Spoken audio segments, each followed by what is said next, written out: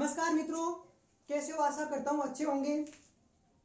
देखो, अपने राजस्थान के भारत के आखिरी हिंदू राष्ट्र पृथ्वीराज चौहान की अस्थियां अफगानिस्तान से लाने वाले राणा शेर सिंह का आज जन्मदिन है। उसके मैं आपको शुभकामनाएं देना चाहूंगा। देखिएगा, अपने भारत के आखिरी जो हिंदू राष्ट्र है पृथ्वीराज चौहान, वो देखो आखिर हिंदू राष्ट्र है जिसी के शासनकाल के अंदर विदेशी जो आक्रमण हुए हैं वो भी हुए हैं, और जो ये हेमसांग है, जो फायान है, वो भी यहाँ आए हैं। तो वो भी इंपॉर्टेंट है, उनको अपन हिस्ट्री के अंदर देखेंगे। तो ये ज्योग्राफी अगर अपनी कंप्लीट हो जाएगी ना, तो आज मिट्टियां फटेंगी, मिट्टियों के बाद देखेंगे अपन जलवायु। तो जलवायु अपना आखिरी टॉपिक होगा ज्योग्राफी का, और ज्योग्राफी अपनी स्टार्ट करेंगे, ज्योग्राफी बाद में हिस्ट्री स्टार्ट करेंगे, और हिस्ट्री के बाद पढ़ेंगे अपन कला संस्कृति। तो देखिएगा, अपन आगे स्टार्ट करते हैं राजस्थान की मिट्टियां। तो राजस्थान की मिट्टियों को अपन किस आधार पर बांटा गया है? पीएच के मान के आधार पर, मोटे कणों के आधार पर, और वैज्ञानिक तौर के आधार पर बांटा गया है। तो उनको अलग अलग हिसाब से अपन देखेंगे। तो सबसे पहले अपन देखेंगे राजस्थान की जो मिट्टियां हैं उनको कणों के आधार पर वर्गीकरण किस रूप में किया गया है, और वो मिट्टियां किन किन क्षेत्रों में किस किस रूप से किस जगह पाई जाती है, वो भी साथ में देखेंगे। ठीक है, तो देखो स्टार्ट करता हूं मैं राजस्थानी मिट्टियों को। तो देखना, कणों के आकार के आधार पर मिट्टियों का वर्गीकरण। कणों के आकार के, ठीक है ना, कणों के आकार के आधार पर मिट्टियों का वर्गीकरण, मिट्टियों का वर्गीकरण। ठीक है, का वर्गीकरण।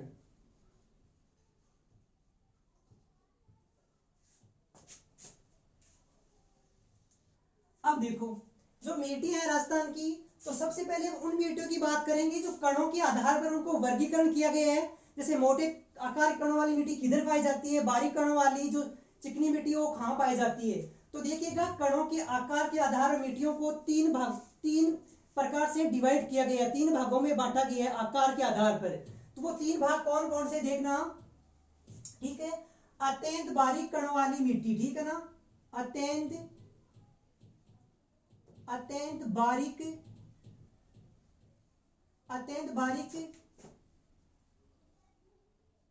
कणों वाली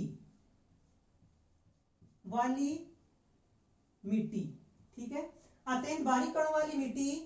दूसरी मिट्टी है मध्यम आकार के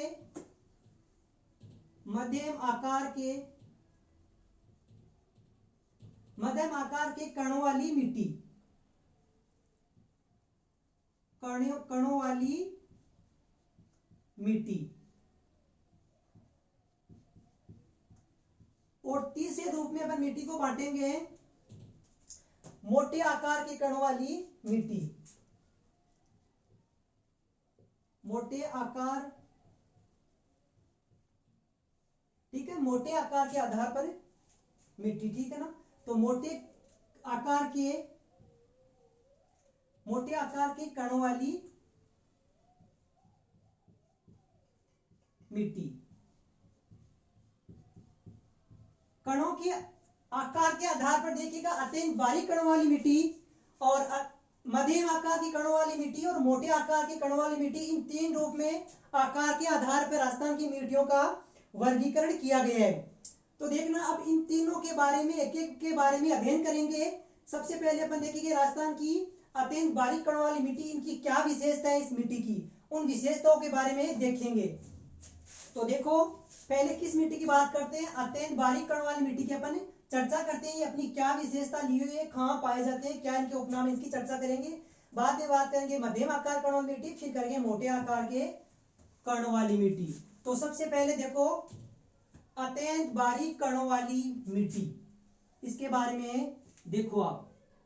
तो देखना, इसकी अत्यंत जो बारीक कणों वाली मिट्टी, इसकी पहली विशेषता देखना। इसकी सबसे पहली विशेषता है अत्यंत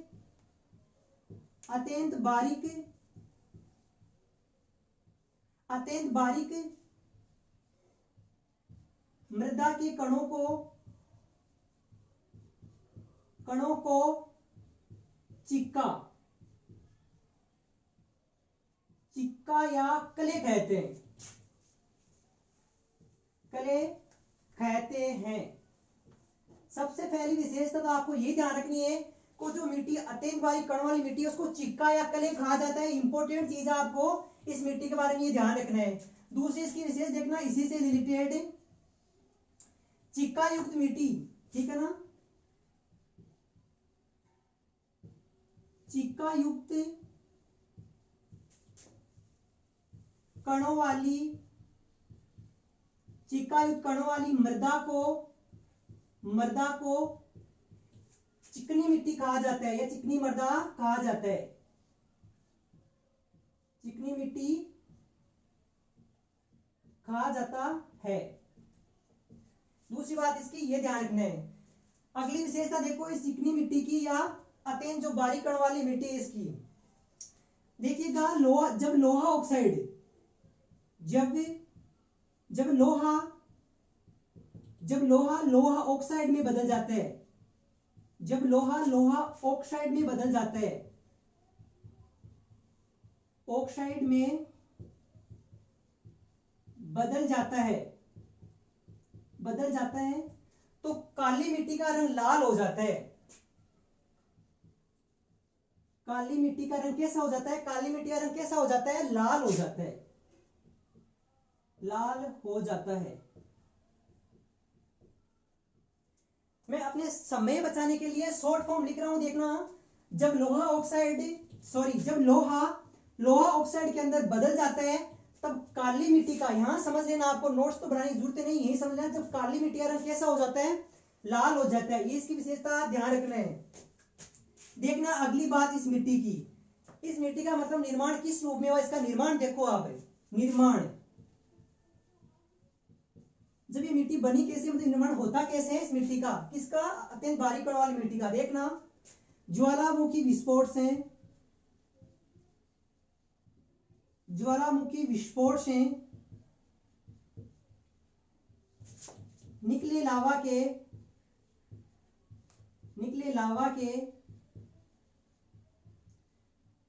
ठंडे होकर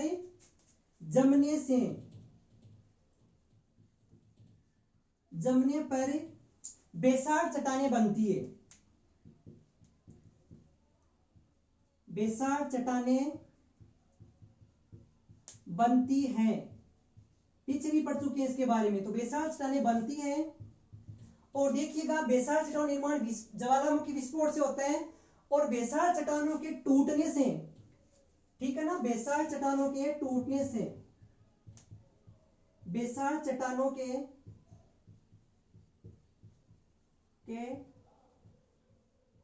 टूटने से, बेसार चट्टानों के टूटने से, ठीक है, ज्वालामुखी विस्फोट से लावा के ठंडे होकर जमने वह बेसार चट्टानें बनती है, और बेसार चट्टानों के टूटने से किसका निर्माण होता है? ठीक है, बेसार। तो ज्वालामुखी से तो निर्माण किसका हो रहा है? जो ये लावा ठंडा होकर जमने से किसका हो रहा है? बेसार चट्टानों का हो रहा है। और ये बेसार चट्टानें क्या होते हैं? धीरे धीरे वर्षा होने से जल से घिसती जाती है और उसके पानी से मैदान से में आती जाती है। तो उससे क्या, किसका निर्माण होता है? इसका इस अत्यंत बारीक कण वाली मिट्टी है, इसी को क्या बोलते हैं? काली मिट्टी। तो किसका निर्माण होता है? टूटने से काली मिट्टी का निर्माण होता है, काली मिट्टी का निर्माण होता है, निर्माण होता है। निर्माण में आपको ध्यान रखना है। अगली बात देखो इसकी, किसकी? अत्यंत बारीक कणों वाली मिट्टी या जो ये काली मिट्टी है। देखो इसके, आप देखो उपनाम, देखो इसके पहले उपनाम क्या कहे इस मिट्टी को? इस मिट्टी को उपनाम से बोलते हैं, क्या बोलते हैं? कपासी मिट्टी। देखिए तो कपासी मिट्टी, काली मिट्टी भी बोलते हैं इसको। तो काली मिट्टी, और भी नाम रखे इसके, ठीक है। कपासी मिट्टी, काली मिट्टी, और इसको बोलते हैं रेगुर मिट्टी। ये क्या है? इसके उपनाम से जाना जाता है, रेगुर, काली, कपासी। कपासी मिट्टी इसलिए बोलते हैं, इसमें कपास की फसल बहुत अच्छी होती है। काली मिट्टी से रंग काला है, किसके कारण? लावा के ठंडे होकर जलने से जो बेसाल्ट चट्टान बनी इसके कारण काला रंग है। रेगुर मिट्टी नाम कैसे पड़ा? इन चट्टानों से निर्माण हुई है, तो काली मिट्टी से कहा रेगुर मिट्टी भी नाम पड़ा है। आगे इसका नाम देखो, उपनाम तो इसका हो गया। जो ये काली मिट्टी है या जो ये बारीक कण वाली मिट्टी, इसका वैज्ञानिक नाम क्या है? तो देखो इसका वैज्ञानिक नाम भी पूछ लेते हैं एग्जामिनर। तो वैज्ञानिक नाम इसका है वर्टिसोल्स। क्या नाम है? वर्टिसोल्स। ठीक है, वर्टिसोल। ठीक है, वर्टिसोल से क्या नाम है? इसका वैज्ञानिक नाम है। आगे देखो इसकी बात है, किसकी? काली मिट्टी या अतेन जो बारीक कण वाली मिट्टी है। जो ये मिट्टी है ना, इसमें अच्छी फसल कौन कौन सी होती है? देखिएगा, इसमें होती है कपास अच्छा होता है, गन्ना इसमें अच्छा होता है। ठीक है ना? तो देखिएगा, कपास गन्ना, ठीक है, कपास गन्ना, और क्या होता है? मूंगफली। ठीक है, कपास गन्ना मूंगफली के लिए सर्वाधिक उपयुक्त। ये बात भी किसके बारे में ध्यान रखना है? काली मिट्टी के बारे में ध्यान रखना है। और इस मिट्टी की ओर देखो, जो ये मिट्टी है बारीक कणों वाली मिट्टी, देखना इसी बातें मैं लिख रहा हूं यहां ऊपर, दो बातें यहां ऊपर लिख दो। देखो इसकी, देखना दो बातें कौन कौन सी इसी की लिख रहा हूं। एक बात तो इसकी, जो ये अत्यंत बारीक कणों वाली मिट्टी है ना, इसकी जल धारण करने की क्षमता सर्वाधिक होती है। तो देखना यहां लिख रहा हूं, जल धारण क्षमता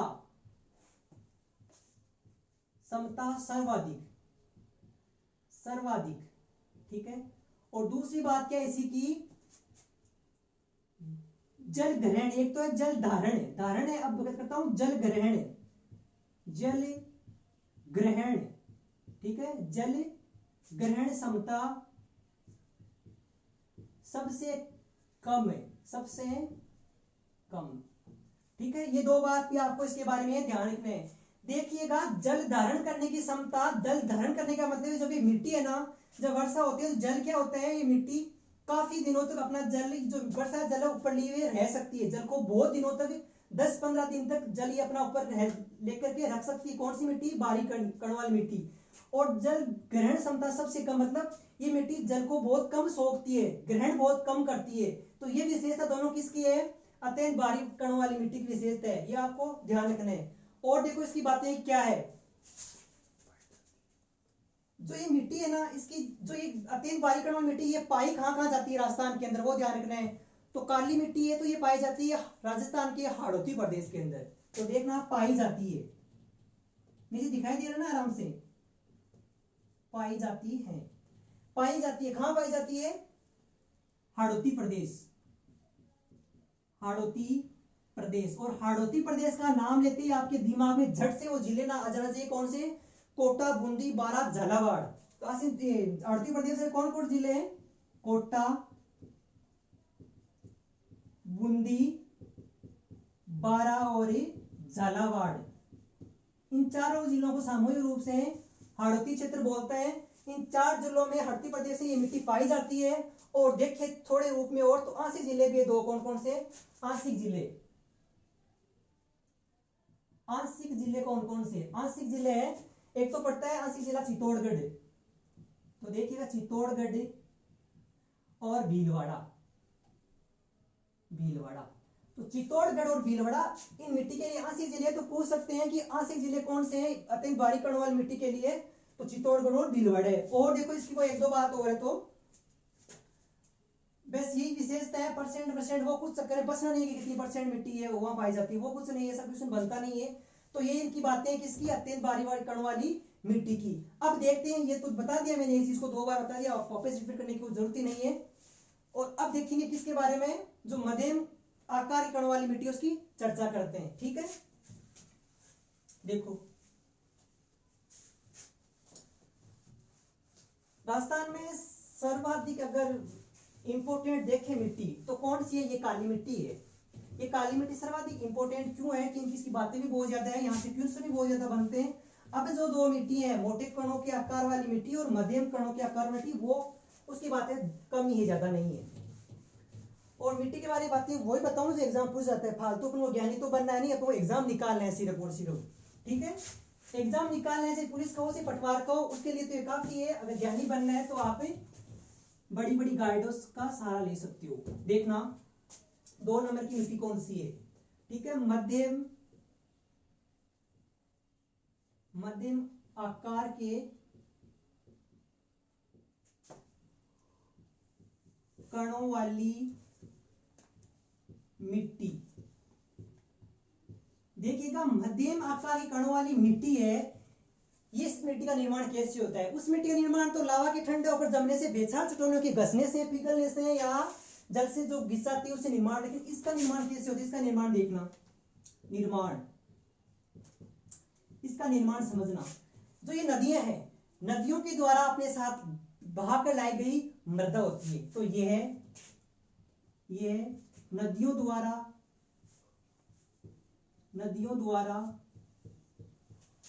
बहाकर, ठीक है, नदियों द्वारा अपने साथ बहाकर लाई मृदा होती है। तो नदियों द्वारा अपने साथ बहाकर लाई गई मृदा होती है, ठीक है, होती है। नदियां अपने साथ मिट्टी बहाकर लाती है, उपजाऊ मिट्टी लाती है, बहुत ज्यादा उपजाऊ मिट्टी ये भी, ठीक है। इसकी बात ये ध्यान रखना। दूसरी बात देखो, जो ये मृदा है, इस मृदा की उपनाम क्या क्या है? उपनाम देखो, उपनाम भी इसके इंपोर्टेंट है। उपनाम इंपोर्टेंट क्योंकि नदियों से इसका निर्माण हो रहा है इस मृदा का। तो देखो उपनाम क्या है इसके, देखना, जलोढ़ मृदा, ठीक है, कांप मिट्टी, जलोढ़ मिट्टी, कांप मिट्टी, खादर, बांगर, ठीक है। जलोढ़ मृदा, कांप, खादर, बांगर और दोमट मृदा, ठीक है, दोमट मृदा। और एक नाम इसका और क्या है? कछारी मृदा, कछारी मिट्टी। ये क्या है? जो ये मध्यम आकार कणों वाली मिट्टी का नाम है जलोढ़ मृदा, कांप मिट्टी या मृदा, खादर, बांगर, दोमट, कछारी, इसका उपनाम है।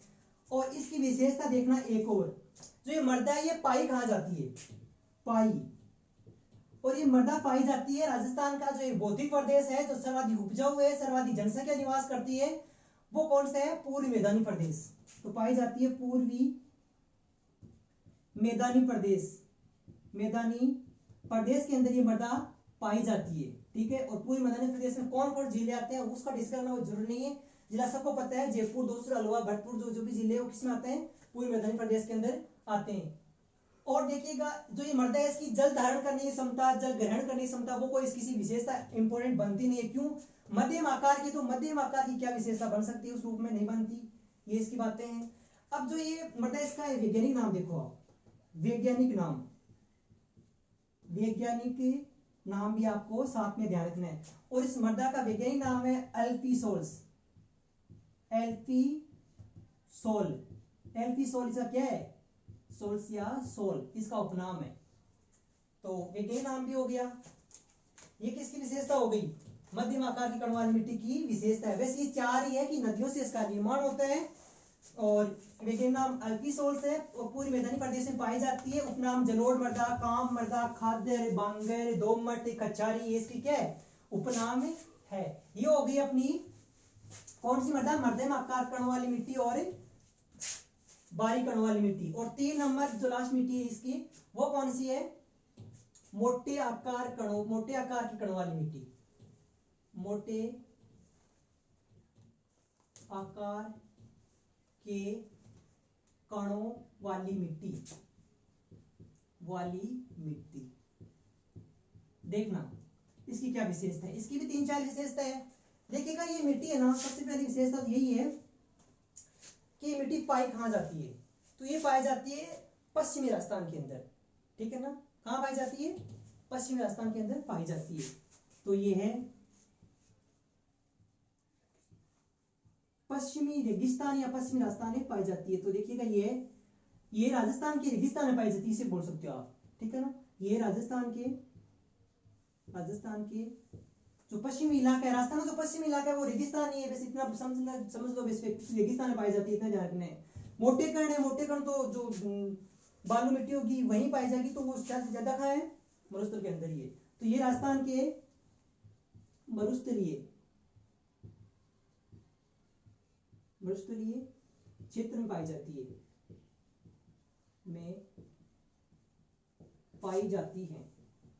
बस इतना ध्यान रखना है कि ये मरुस्थल में पाई जाती है। वो चाहे पश्चिम का मरुस्थल हो, चाहे कौन सा, लेकिन राजस्थान मरुस्थल तो पश्चिम में ही है, और तो कहीं है नहीं, तो पश्चिम मरुस्थल में पाई जाती है।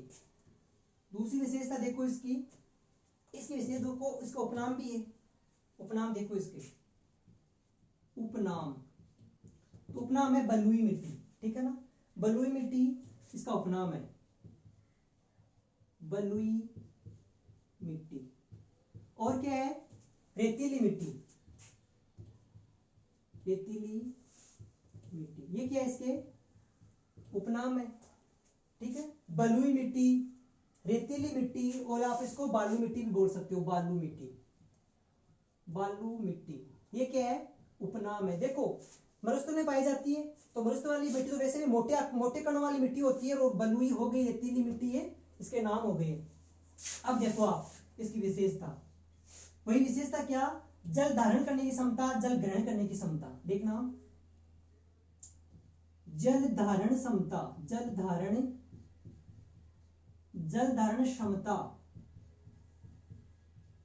धारण क्षमता सबसे कम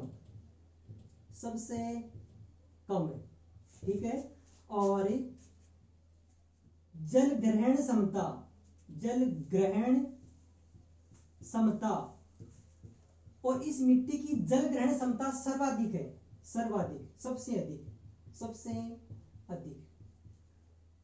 ठीक है। वही बात है ऊपर वाली, जल धारण क्षमता, धारण यानी जो ये मरुस्थलीय मिट्टी है ना, ये बालू मिट्टी होती है, तो टिब्बों में अगर पानी डालते हैं जल्दी से सोख लेती है मिट्टी, मतलब ऊपर धारण कर नहीं रह सकती है। और ग्रहण तो क्षमता तो बहुत कम है, क्षमता ऊपर धारण करने की क्षमता बहुत कम है, और ग्रहण ये बहुत जल्दी सोख लेती है, ये इसकी बात ध्यान रखना है। और जो ये मिट्टी है इसका वैज्ञानिक नाम भी देख लो, वैसे तो वैज्ञानिक वर्गीकरण अलग से देखेंगे अपन, वैज्ञानिक नाम भी देख लो इसका साथ में। और इसका वैज्ञानिक नाम क्या है, एंटीसोल्स या एरिडोसोल्स, ये इसका क्या है, वैज्ञानिक नाम है। वैसे ये बातें किसकी ध्यान रखनी है आपको, मोटे आकार की कण वाली मिट्टी की है, 4-5 बातें आपको ध्यान रखनी है, ठीक है। तो ये हो गई अपनी कणों के आकार के आधार मिट्टियों का वर्गीकरण हो चुका है, 3 रूप में था, तीनों को मैंने बता दिया, एक बात को 2 या 3 बार मैंने रिपीट करके बता दिए। अगर कणों के आधार पर क्वेश्चन बनता है तो इन बातों से बनता है, बाकी कोई इनकी बातें है नहीं। चलो अगली देखने का वर्गीकरण, एक वर्गीकरण तो हो चुका है, किसके आधार पर, कणों के आधार पर राजस्थान की मिट्टियों का वर्गीकरण हो चुका है। अब देखते हैं राजस्थान की मिट्टियों का वर्गीकरण किस रूप में, पीएच मान के आधार पर राजस्थान की मिट्टियों का। तो एक रूप तो हो चुका है, दूसरा रूप देखो, तो दूसरा रूप क्या है, पीएच मान के आधार पर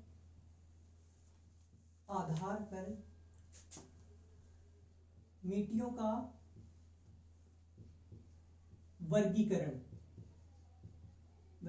सही है, ठीक है। ये बात ध्यान रखिए, ये इसके आधार पर देखते हैं मिट्टियों का वर्गीकरण। तो देखना, जो ये कणों के आधार पर मिट्टियों को 3 रूप में देखा था अपन ने, उसी रूप में राजस्थान की मिट्टियों को पीएच मान के आधार पर मिट्टियों का वर्गीकरण भी 3 रूप में कर रखा है, और 3 रूप में देख सकते हैं। 3 रूप कौन कौन से देखिएगा, पीएच मान 7 से कम हो, ठीक है। पीएच मान 7 से कम हो, और या पीएच मान 7 से अधिक हो, और तीसरा रूप देखेंगे, पीएच मान 7 हो, इस रूप में तीनों को देखेंगे। तो देखिएगा जो पीएच मान 7 से कम होता है, जिस मिट्टी का मान पीएच मान 7 होता है, 7 या 7 में तो 7 से कम होता है, तो 7 से जिस मिट्टी का पीएच मान कम होता है टेस्ट करने पर उस मिट्टी को बोलते हैं अम्लीय मिट्टी। कौन सी मिट्टी बोलते हैं? अम्लीय, अम्लीय मृदा। ठीक है, अम्लीय मिट्टी। ठीक है, तो जिस मिट्टी का पीएच मान 7 से कम हो वो मिट्टी कौन सी होगी? अम्लीय मिट्टी। और जिस मिट्टी का पीएच मान 7 से अधिक हो उसको बोलते हैं क्षारीय मिट्टी, क्षारीय मिट्टी। ठीक है, तो क्षारीय मिट्टी। और जिस मिट्टी का पीएच मान क्या हो? 7 हो, उस मिट्टी को क्या बोलते हैं? उदासीन, उदासीन मिट्टी। तो देखिए सारी मृदा को आप यूं भी बोल सकते हो, कौन सी मृदा बोल सकते हो? लवणीय मृदा भी बोल सकते हो, और आप उससे मृदा भी बोल सकते हो। ठीक है, लवणीय मृदा, लवणीय मिट्टी या उससे मिट्टी भी बोल सकते हो। और जो उदासीन मृदा होती है, ये उदासीन है क्योंकि इसका पीएच मान ना तो अधिक है ना कम है, इसका मतलब ये क्या? उपजाऊ मृदा है, तो आप इसको उपजाऊ मिट्टी भी बोल सकते हो, उपजाऊ मृदा। ठीक है, ये पीएच मान के आधार पर 3 भागों में बांटा गया है। ठीक है ना, तो देखिएगा पीएच मान क्या? पीएच मान का मतलब ये बता दिया मैंने, अगर कम है, अगर मिट्टी का पीएच मान कम है तो क्या है? मिट्टी अम्लीय है।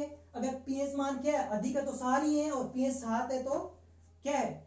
ये मिट्टी उपजाऊ है, उदासीन है। पीएच मान, पीएच बारे में जानते हो? ठीक है ना, पीएच स्केल है, सर ने बता दिया पिछली वीडियो में अनुसार पढ़ा है। तो पीएच का, पीएच ये स्केल है, इसका फुल फॉर्म होता है पॉइंटनेस ऑफ हाइड्रोजन, इसका फुल फॉर्म होता है। और एक वैज्ञानिक था कौन सा? सोरेनसन। सोरेनसन वैज्ञानिक ने इसका क्या निर्माण किया था? 1909 के अंदर इसको बनाया था सोरेनसन ने। तो इसका डिस्कस सर बता चुके हैं पिछली क्लास में आपको, हम नोट 7 के अंदर। तो अब देखना एक एक के बारे में अपन डिस्कस करेंगे। सबसे पहले देखेंगे, सॉरी जो 3 प्रकार तो हो गया, अब इसकी बातें देखो आप, 2 पहले बातें देखना अम्लोड सार की। देखिएगा जो मृदा है उसमें मृदा में, मिट्टी में अम्लीयता की समस्या होने पर उसमें क्या डाला जाता है? मृदा में क्षारीयता की समस्या होने पर क्या डाला जाता है? ये 2-3 इसकी बातें ये देख लो, और ये तो देख लिया आप, देखना इसकी बात। मृदा में या मिट्टी में, मृदा में अम्लीयता की समस्या होने पर, अम्लीयता की समस्या होने पर, ठीक है ना, मृदा में जब अम्लीयता की समस्या हो जाती है, तो मृदा में अम्लीयता की समस्या होने पर इसमें चूना पत्थर, इसमें डाला जाता है। देखो जब भी मृदा है, मृदा में अम्लीयता की समस्या होती है ना, तब तो डाला जाता है रॉक फॉस्फेट। ठीक है ना, रॉक फॉस्फेट, देखना समझना आप, इन दोनों में कंफ्यूज मत होना। अम्लीयता की जो समस्या है तो इसमें रॉक फॉस्फेट डाला जाता है, जैसे अपन आप बोलते हो लाइमस्टोन,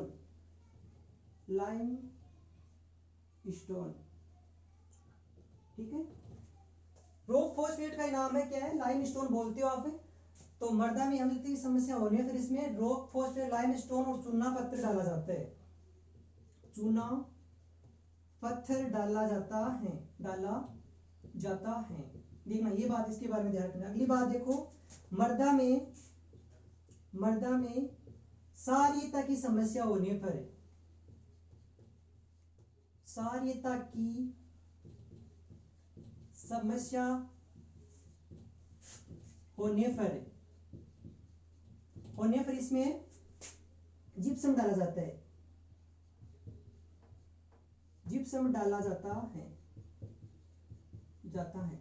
और आपको ये भी पता होगा, दोनों क्वेश्चन एग्जाम में पूछे हुए हैं। ये क्वेश्चन भी पूछा हुआ है कि अगर मृदा के अंदर क्या हो जाती है, क्षारीयता की समस्या हो जाती है, तो जिप्सम डाला जाता है। और ये भी दोनों पूछा जाता है। ये दोनों क्वेश्चन कॉमन है, साइंस का क्वेश्चन भी बनता है। ये दोनों साइंस में पढ़ोगे, आप पढ़ चुके हो, और ये जीके का क्वेश्चन भी बनता है। तो ये हो गई किसकी बातें? पीएच मान के आधार मिट्टियों की वर्गीकरण। बेस इतना ही ध्यान रखना, अगर क्वेश्चन बनता है तो यहाँ से बन जाएगा। अब देखते हैं तीसरा रूप इसका। ठीक है, ये तो हो गया पीएच मान के आधार पर। तो देखना, अब देखते हैं जो ये मिट्टी है इसका वर्गीकरण देखते हैं किसके आधार पर है? वैज्ञानिक मिट्टियों का वैज्ञानिक वर्गीकरण। देखना वैज्ञानिक ने भी अपने आधार मिट्टियों का क्या कर रखा है, राजस्थान के अंदर वर्गीकरण कर रखा है। तो मिट्टियों का तीसरा रूप, और तीसरा रूप कौन सा है, मिट्टियों का या मृदा का। तो देखो मिट्टियों का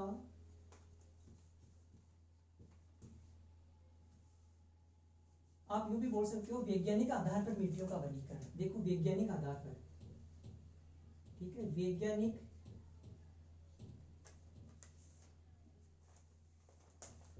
के आधार पर, वैज्ञानिकों के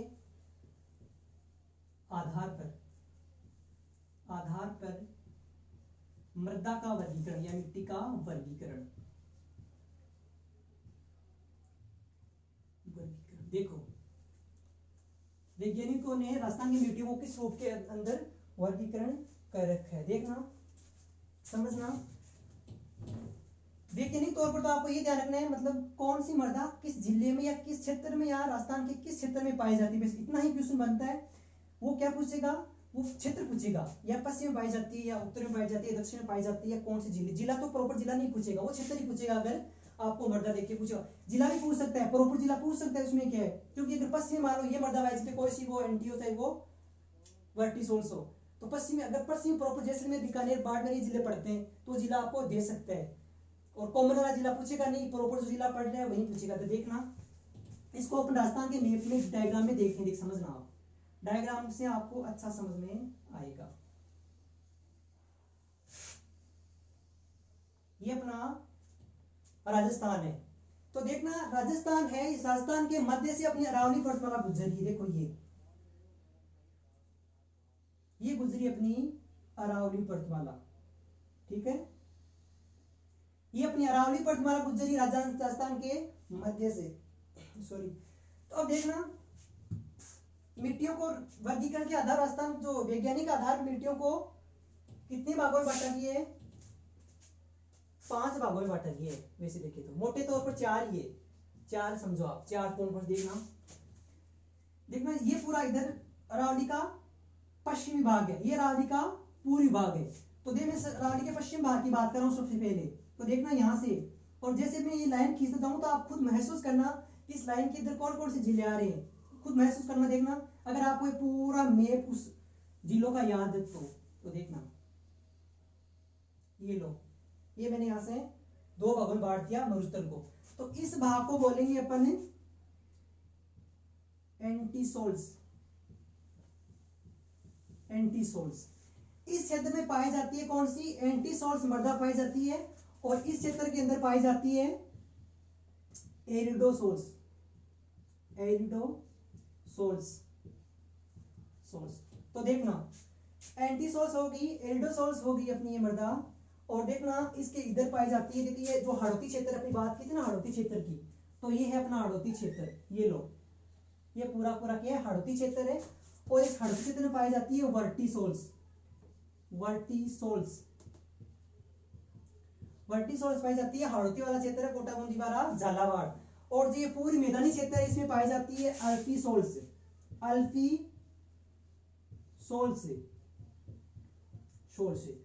और देखना जो ये अल्पीसोल्स मृदा वाला जो क्षेत्र है और जो वर्टिसोल्स वाला जो मैदानी क्षेत्र है, इन दोनों के मध्य मृदा पाई जाती है। देखा ना इसका भाग कैसे कर रखा है, जो अपना सवाई माधोपुर जो बूंदी है ना उनका क्षेत्र है, इधर थोड़ा सा इधर आता है। तो देखना ये क्षेत्र यहां से ये लो ये क्षेत्र है। इस क्षेत्र में पाई जाने वाली मिट्टी कौन सी है, वो है इंसेप्टी। क्या है,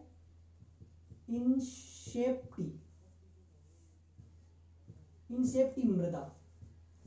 इंसेप्टी सोल्स, इंसेप्टी मृदा एक ही बात है। ये लो सोल्स ये है अपना वैज्ञानिक वर्गीकरण, ठीक है, मिट्टी का। बस एंटीसोल्स, एल्डोसोल्स, एल्पीसोल्स और इंसेप्टी और वर्टिसोल्स, ये हो गया किसका, वैज्ञानिक वर्गीकरण। तो ये हो गया अपने मिट्टियों के आधार पर 3 भाग थे, तीनों अपने कंप्लीट हो चुके हैं। तो देखो ये तो हो गया है। अब देखते हैं कुछ राजस्थान की अन्य मिट्टियां भी है, ठीक है ना, कुछ अन्य मिट्टियां जहां से डायरेक्ट क्वेश्चन बनता है कि जैसे राजस्थान की भूरी मिट्टी कहाँ पाई जाती है, राजस्थान की जो ये लवणी मिट्टी कहाँ पाई जाती है, पीली भूरी मिट्टी कहाँ पाई जाती है, लाल दोमट जो भी है कहाँ पाई जाती है, डायरेक्ट किसमें बनता है, वो वाली मिट्टी देखना। तीन रूप तो हो सका है। और चौथा रूप आप ये यूं लिख सकते हो, राजस्थान की अन्य मिट्टियां, राजस्थान की अन्य मिट्टियां। ठीक है, कुछ अन्य मिट्टियां भी है, उनके बारे में देखो। अन्य मिट्टियों में देखो, सबसे पहले बात करें तो है लवणीय मिट्टी। लवणीय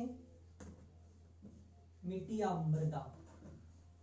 देखो ये जो लवणीय मिट्टी ये कहां पाई जाती है, ये पाई जाती है राजस्थान के पश्चिम मरुस्थल में। तो ये पाई जाती है पश्चिमी राजस्थान में पाई जाती है, बेस जाती है। क्यों? लवणीय मिट्टी है, लवण की मात्रा अधिक है। तो कौन सी मिट्टी है ये, सारी मिट्टी है। ये कौन सी मिट्टी है, सारी मिट्टी है। तो देखना मरुस्थल का जो भाग क्षेत्र है वो किसका अवशेष, 33 सागर का अवशेष है। और 33 सागर था वो क्या था, खारा जल था उसका, और वो सूख गया। उनके सूखने से क्या, कुछ अभी झीलें बनी हुई है, कारखारी झीलें यहाँ राजस्थान के अंदर बनी हुई है, जो अपने पढ़ ली। तो उसी का हिस्सा है। तो हाँ, ये मिट्टी मरुस्थलीय मिट्टी भी मरुस्थल क्षेत्र में पाई जाती है, लवणीय मिट्टी। दूसरी मिट्टी देखो अन्य मिट्टियों के अंदर, पीली भूरी मिट्टी। पीली भूरी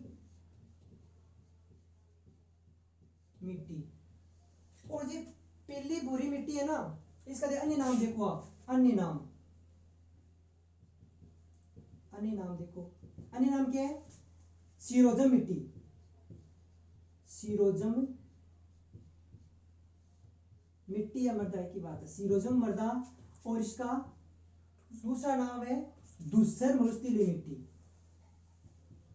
धूसर मरुस्थलीय मिट्टी, मरुस्थलीय मिट्टी। बस ये इसके दो नाम, पहली बात तो ये ध्यान रखना है। और जो ये पीली भूरी मिट्टी है ये पाई कहाँ जाती है, क्षेत्र देखना इसका, पाई जाती है। और ये पाई जाती है नागौर, नागौर और पाली जिले में। तो इन दो जिलों में कौन सी मिट्टी पाई जाती है, पीली भूरी मिट्टी पाई जाती है। ये किसमें बनता है कि पीली भूरी मिट्टी किन जिलों में पाई जाती है, तो पाली, नागौर, डायरेक्ट किसमें बनता है। और उपनाम ध्यान रखना, सीरोजम मृदा और दूसरे मरुस्थलीय मृदा, इसके बारे में ध्यान रखना है। अगली मृदा देखो, अगली मृदा, अगली मृदा अपनी बलुई दोमट मिट्टी। बलुई दोमट मिट्टी। और ये जो बलुई दोमट मिट्टी है ये पाई जाती है राजस्थान के उत्तरी जो जिले है, राजस्थान के उत्तरी जिले, गंगानगर, जो हनुमान, बीकानेर है, उस साइड पाई जाती है। देखना ये मिट्टी पाई जाती है राजस्थान के बीकानेर, ठीक है ना, बलुई मिट्टी। गंगानगर, सॉरी गंगानगर और हनुमानगढ़, राजस्थान का उत्तरी जिले वही है ना, गंगानगर, हनुमानगढ़, उन दिनों में पाई जाती है। तो वहीं बहती है अपनी घग्गर नदी। तो घग्गर नदी का जो क्षेत्र है वहां पाई जाती है कौन सी, बलुई मिट्टी। तो आप बोल सकते हो ये पाई जाती है गंगानगर, गंगानगर और बीकानेर, सॉरी हनुमानगढ़। बीकानेर का नाम क्यों आ रहा है हनुमानगढ़, क्यों, गंगा घग्गर नदी तो इन दोनों में बहती है ना, बीकानेर में तो आती नहीं है। तो पाई जाती है, ठीक है ना, पाई जाती है। और देखना क्षेत्र भी देख लो, क्षेत्र घग्गर नदी का क्षेत्र, घग्गर नदी का क्षेत्र, मतलब घग्गर नदी का जो क्षेत्र है उसमें पाई जाती है कौन सी मिट्टी, तो घग्गर नदी के क्षेत्र में पाई जाने मृदा कौन सी है, बलुई दोमट मिट्टी। है, आपको ध्यान रखना है। तो ये तीन मिट्टियां हो गई। और देखो कुछ एक दो अन्य मिट्टियां हैं, देखना।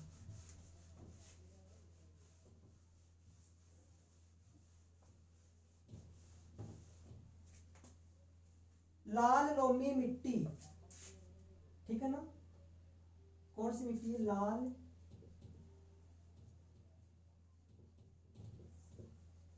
लोमी मिट्टी। ये इसी का क्या नाम है, या इसी को क्या बोल सकते हैं, लाल दोमट मृदा, ठीक है ना, लाल दोमट मृदा। देखना इसकी विशेषता देखना आप, ये भी मिट्टी क्या इंपोर्टेंट है। ये मृदा है ना, ये पाई जाती है दक्षिणी राजस्थान में, पाई जाती है। पाई कहां जाती है, दक्षिणी राजस्थान में। राजस्थान में। और अगर आपको राजस्थान के 33 जिलों मैप में बढ़ना आता है तो डायरेक्ट आपको याद आ जाएगा दक्षिण जिले कौन कौन से हैं। तो दक्षिण जिले कौन कौन से देखना, जिले, ठीक है ना, जिले क्षेत्र। तो देखना दक्षिण राजस्थान में कौन कौन जिले जहां पाई जाती है, तो देखना उदयपुर, उदयपुर, डूंगरपुर, डूंगरपुर दक्षिण जिले याद आ रहे हैं, उदयपुर, डूंगरपुर, बांसवाड़ा, बांसवाड़ा, प्रतापगढ़, ये सब क्या है, दक्षिण जिले राजस्थान के। प्रतापगढ़ में पाई जाती है, और पाई जाती है चित्तौड़गढ़ में भी पाई जाती है, तो चित्तौड़गढ़, चित्तौड़गढ़ ये है राजस्थान के 4-5 दक्षिण जिले जहां पे कौन सी मृदा पाई जाती है, लाल लोही मृदा पाई जाती है। और भी है क्या कोई मृदा, और देखो भूरी मिट्टी, ठीक है ना, भूरी मिट्टी, एक और है भूरी मिट्टी, भूरी मिट्टी। और ये भूरी मिट्टी पाई जाती है जो बनास क्षेत्र, जो ये बनास नदी है उसका जो मैदानी क्षेत्र है वहां पाई जाने वाली मृदा कौन सी है, भूरी मिट्टी। तो देखना इसकी विशेषता है, बनास नदी के क्षेत्र में पाई जाती, क्षेत्र में पाई जाती है, ये इंपॉर्टेंट है, ठीक है ना। बनास नदी के क्षेत्र में पाई जाने वाली मृदा कौन सी है, भूरी मिट्टी। तो ये हो गई कुछ अन्य मिट्टियां। तो अब देखिए मृदा के बारे में तो अपन देख चुके हैं, अब जो ये मृदा है इसकी समस्याएं भी है कुछ, उस समस्या को देखो इस क्लास में अपन देख नहीं पाएंगे, अभी आपकी क्लास बड़ी हो जाएगी तो समस्याओं के अपन देखेंगे अगली क्लास के अंदर, ठीक है ना, अगली क्लास में समस्याएं देखेंगे।